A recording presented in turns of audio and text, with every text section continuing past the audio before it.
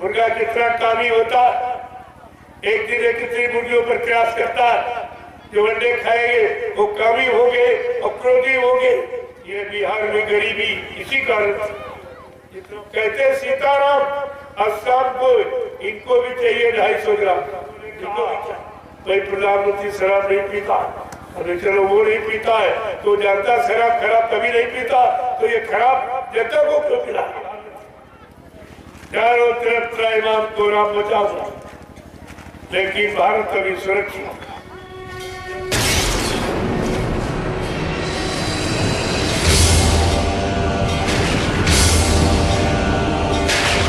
मैं देखता हूँ आज बाजारों में उतनी सब्जी नहीं बिकती जितने अंडे। ये अंडा क्या है? कभी पूछा आपने? ये अंडा मुर्गी का मासिक धर्म। अगर घर में पत्नी मासिक धर्म में हो तो उसके आम का भोजन नहीं किया। ये दोस्त ऐसे समय के लिए कबीर साहब ने जबरदस्त इशारा किया था। क्या कहा उन्होंने? नारी की छाई पड़े तो अंधे हुए भुजंग, कहो कबीर कैसे निभाए जो नित नारी के संग। उनका क्या? तो ये सब खिलाया, बड़े शौक से खाए, सुबह शाम, गर्मी बरसात जाड़ा कुछ नहीं। ये क्या है? मुर्गा कितना कामी होता है, एक दिन एक कितनी मुर्गियों पर प्रयास करता है, जो अंडे खाएंगे वो कामी होंगे और क्रोधी होंगे। फिर देश और समाज का उत्थान होगा कि पतन होगा? ये माँ बहन बेटियों की रक्षा होगी, इनके चरित्र को खत्म कर दिया जाएगा? कभी आपने विचार किया इस पर? न कोई नेता विचार कर रहा, न कोई महात्मा, और न कोई बोल रहा इसके बारे में कुछ नहीं। केवल मैं अकेला हिंदुस्तान में निकला, कोई साथ देने के लिए तैयार नहीं। अगर 1 करोड़ जो साधु ये दाढ़ी बाल लाल पीले कपड़े पहले घूम रहे, अगर यही साथ में हो जाते तो तक काफी परिवर्तन होगा। लेकिन ये भी नहीं, क्योंकि ये भी सब वही कहते सीताराम और शाम को इनको भी चाहिए 250 ग्राम, इनको भी चाहिए।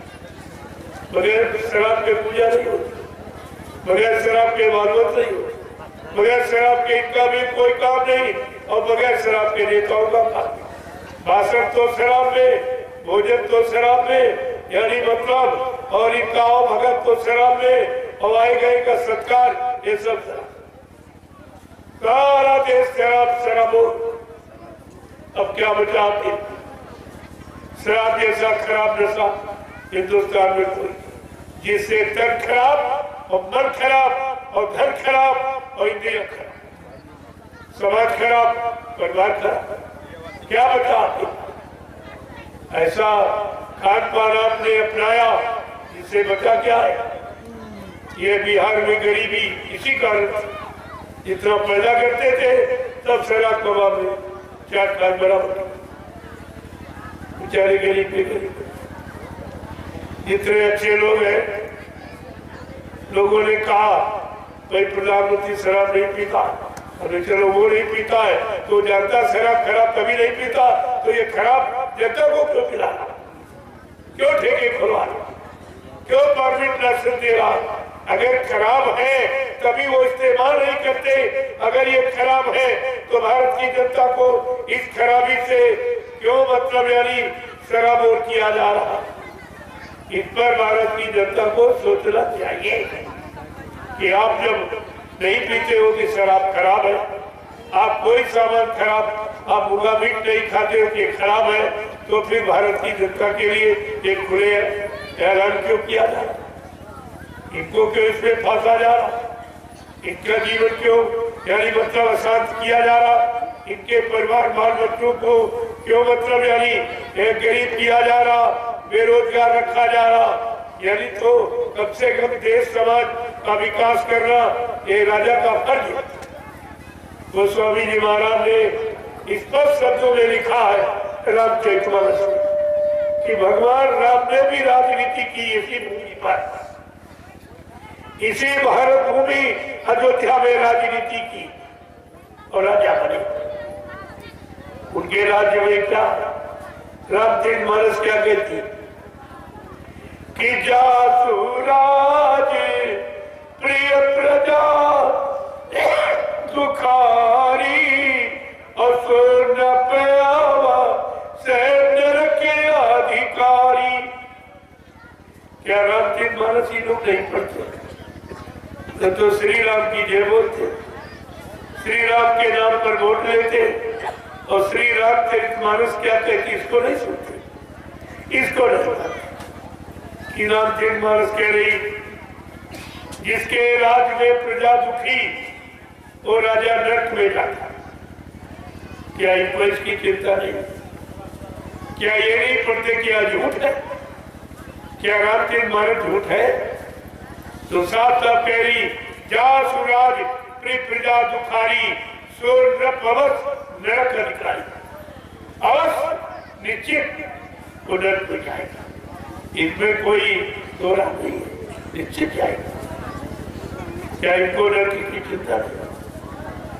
क्या ये रामचरित मानस को नहीं मानते? और क्या कह रहे रामचरित मानस? किस राजा की राजनीति भारत जैसे धार्मिक देश में सफल होगी, वो भी लिखा कि राजनीति बिन धन धर्मा और प्रभु समर्पे और बिन सत्य कर्मा। का राजनीति बिना धार्मिक यानी सच्चे ईमानदार त्यागी तपस्वी चरित्रवान शाकाहारी सदाचारी ब्रह्मचारी ऐसे लोगों से भारत की राजनीति चलाई जा सकती है। इतना साफ साफ लक्षण लिखा, ये लक्षण ये रामचरित मानस है।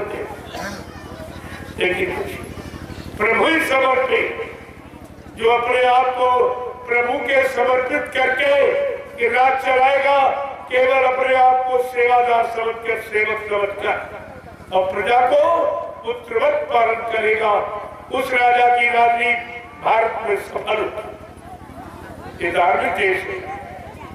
धर्म के लिए भगवान राम को रावण से लड़ाई लड़नी पड़ी, धर्म के लिए भगवान राम को कृष्ण को महाभारत करना पड़ा। ऐसे धर्म की स्थापना हंसी मजाक में नहीं हुई। कितने कुर्बान हो गए, कितने मारे गए, कितने घर वीरान हो गए, कितने यानी विधवाएं हो गई, अब तब ये धर्म की स्थापना हुई और आज वो भी खत्म। ऐसा राज्य आया सब न धर्म न धार्मिकता न कोई धार्मिक, ये सब आपको विचार करना। ये रामचरित मानस विश्व प्रसिद्ध ग्रंथ, सारे धर्म जय सारे देशों के लोग, सारे भाषाभाषी प्रांतों के देशों के लोग इसको मान्यता देते हैं, क्योंकि रामचरित मानस एक ऐसा ग्रंथ है जिसमें परिवार नीति और समाज नीति और देश विदेश नीति और सत्य नीति और न्याय नीति और प्रेम नीति सुरक्षा नीति सब कुछ समाज हुई। ये सारी नीतियों का और सिद्धांतों का ये भंडार है, इसलिए विश्व प्रसिद्ध ग्रंथ। कई लोगों ने उसको भी तराजली दी।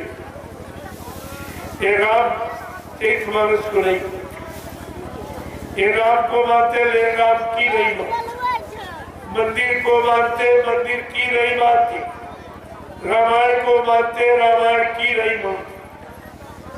इस बात को पहले समझिए आप।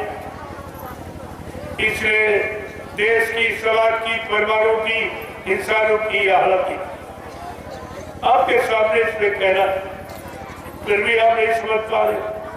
ये मुसीबत कहां से आई, ये परेशानी क्यों आ रही, ये बीमारियां क्यों बढ़ रही, तकलीफ क्यों बढ़ रही, लड़ाई झगड़े क्यों बढ़ रहे, पारस्परिक प्रेम प्यार मोहब्बत सब खत्म हो रहा, कोई किसी को देखना नहीं चाहता, कोई किसी के काम में सहयोग देना नहीं चाहता, कोई अच्छे सच्चे रास्ते पर न चलना चाहता है, न चलने की सलाह देना चाहता। इससे खराब और कौन सा समय? प्रेमी और इसी को कलयुग भगवान राम इशारा करके कहा कि सुनो सिया कलयुग में काला धन और काले मन होंगे, चोर उचक्के नगर सेठ और प्रभु भक्त निर्धन होंगे। ऐसा सुनाया सीता से कह रहे आगे कलयुग आ रहा, इस तरह का समाज, इस तरह का मानव, इस तरह के मानव के विचार, इस तरह के शासक राजा, ये सब का परिचय दिया। सुनो सिया कलयुग में काला धन और काले मन होंगे, चोर उचक्के नगर सेठ, लेकिन प्रभु भक्त निर्धन। जो सच्चा ईमानदार है, भक्त है, वो मुश्किल से सूखी रोटी पाए। जीते जी कई बार मरेगा और छंदम भेष में वो विचरेगा। देश बचाने के लिए होगा एक आवाहन, युग परिवर्तन के लिए चले प्रबल तूफान। तीनों ओर से होगा हमला, देश के अंदर धोई घपला, सभी तरफ कोहराम मचेगा, कैसे हिंदुस्तान बचेगा। आज प्रेमियों वही हालत, चारों तरफ त्राईमान कोहराम मचा हुआ, लेकिन भारत अभी सुरक्षित। जब तक संत महापुरुषों की वाणी का प्रसारण वायुमंडल में होता रहेगा, तब तक भारत सुरक्षित रहेगा। अगर शाकाहारी बने रहते तो भारत जैसे धार्मिक मुल्क में कोई बीमारी आने वाली नहीं, करोड़ा करोड़ा कुछ नहीं आता। लेकिन आपने पाश्चात्य देशों की नकल की, जो मांस मछली अंडे खाने वाले, अरे वो ठंड प्रदेश है, वहाँ ठीक है, उनको कुदरत ने ऐसी जगह जन्म ही दिया है, उनके ऐसे कर्म और संस्कार है जो ये सब भोग रहे। लेकिन तुम तो भारत भूमि पर पैदा हुए, जहाँ पर भगवान राम कृष्ण ने जन्म लिया, उसी भूमि पर आपको जन्म मिला है। चलो अपने लिए नहीं तो भगवान के लिए कम से कम आपको सोचना चाहिए, कोई ऐसा खान पान गंदा न करे जिससे कोई ऐसा गंदा कर्म न हो, नहीं हमारे भगवान पर कलंक लग जाएगा, भगवान की राजनीति बदनाम हो जाएगी। आपने भगवान के बारे में कुछ नहीं सोचा, सब मनमानी में जुट गए। अब पाश्चात्य देश की जो आपने नकल की है, अंडा मुर्गी ये सब, जो खान पान गंदा और पीना शराब पीना ये सब, ये पाश्चात्य देशों की नकल आपने की और वही परेशानी तुम्हारे पास है।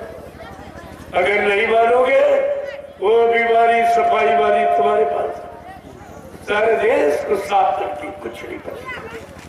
जो बचेगा वो निर्विचार, जहां सबके लिए जमीन तैयार की जाए।